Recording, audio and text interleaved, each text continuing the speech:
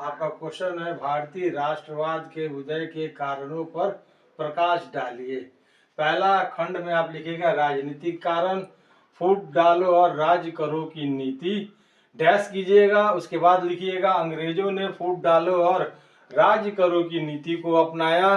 उन्होंने उन्होंने अब हिंदुओं को मुसलमानों को आपस में लड़ाया और लड़ाकर फूट डाला और फूट डालकर उन्होंने शासन स्थापित किया।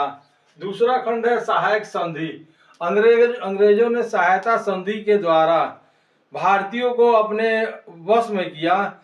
बहुत से शासकों ने सहायता संधि पर सिग्नेचर किए और करने के बाद अंग्रेजों ने अपनी सेना उनके राज्यों यानी कि उनके प्रांतों में भेजी और इस तरह राजा आराम से जीवन व्यतीत करने लगे। जैसे हैदराबाद के नवाब और अन्य नवाब जो थे वो विलासपूर्ण जीवन व्यतीत करने लगे और सहायता संधि के द्वारा वे अपने आप को सुरक्षित अनुभव करने लगे, जिसके कारण अब अंग्रेजों की सेना वहां पे रहने लगी और उसका लाभ अंग्रेजों ने उठाया।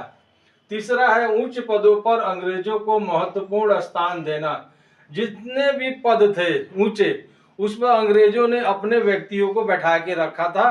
उनको वेतन अधिक देते थे और भारतीयों को वेतन कम देते थे। अगला खंड है अंग्रेजों को स्थान देना। सभी उच्च पदों पर अंग्रेजों को स्थान दिया जाता था। हड़प नीति को अपनाना। अंग्रेजों ने हड़प नीति को अपनाया। उदाहरण के रूप में डलहौजी का शासन हड़प नीति से लागू होता है। उसने हड़प नीति के द्वारा अलग अलग प्रांतों पर अपना अधिकार कायम किया। दूसरा खंड है 1857 की क्रांति। 1857 की क्रांति का भी प्रभाव भारतीय राष्ट्रवाद के उदय पर पड़ा। 1857 की क्रांति में अंग्रेजों ने बलपूर्वक अलग अलग प्रांतों पर अपना अधिकार किया, जैसे झांसी, ग्वालियर इत्यादि, और इस तरह अपना प्रभाव स्थापित करते हुए अपना शासन वहां पे स्थापित किया।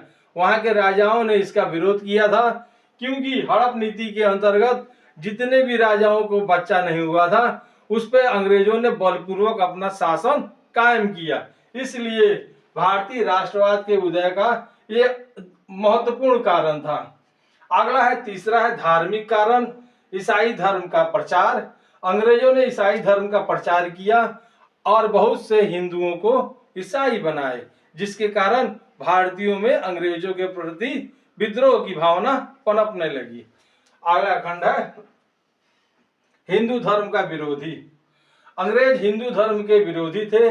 उन्होंने भारतीय कर्मकांडों का विरोध किया, भारतीय प्राकृतिक पूजा पद्धति का विरोध किया और उन्होंने अपनी नीति को प्रभावित किया, जिसके कारण हिंदू अंग्रेजों के खिलाफ हो गए। अंग्रेजों के द्वारा सती प्रथा का अंत करना, राजा राम मोहन राय के सहयोग से सती प्रथा पर प्रतिबंध लगा, जिसका भारतीयों ने विरोध किया था। अगला खंड है मुसलमानों के साथ भेदभाव करना। अंग्रेजों ने कभी हिंदुओं को अपनाया और कभी मुसलमानों को अपनाया। 1857 ईस्वी के बाद अंग्रेजों ने मुसलमानों के प्रति भेदभाव की नीति को अपनाना शुरू किया।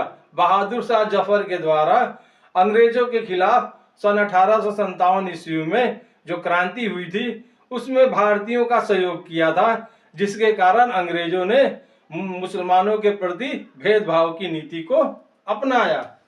इसके बाद धार्मिक कारण के बाद तीसरा है आर्थिक कारण। आर्थिक कारण के अंतर्गत भारतीय राष्ट्रवाद का उदय का एक अन्य कारण आर्थिक कारण था।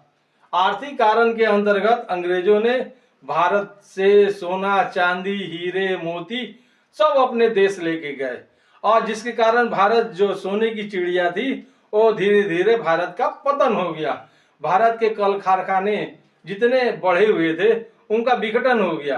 भारतीय कल कारखानों से बने हुए सूती वस्त्र अलग अलग देशों में महंगे दामों पे बिकते थे, लेकिन अंग्रेजों ने कल कारखाने लगा दिए, जिसके कारण भारतीय सूती वस्त्रों का पतन हो गया। ये आपका राजनीतिक कारण, धार्मिक कारण, आर्थिक कारण रहा, जिसके कारण भारत में राष्ट्रवाद का उदय हुआ। थैंक यू बच्चों।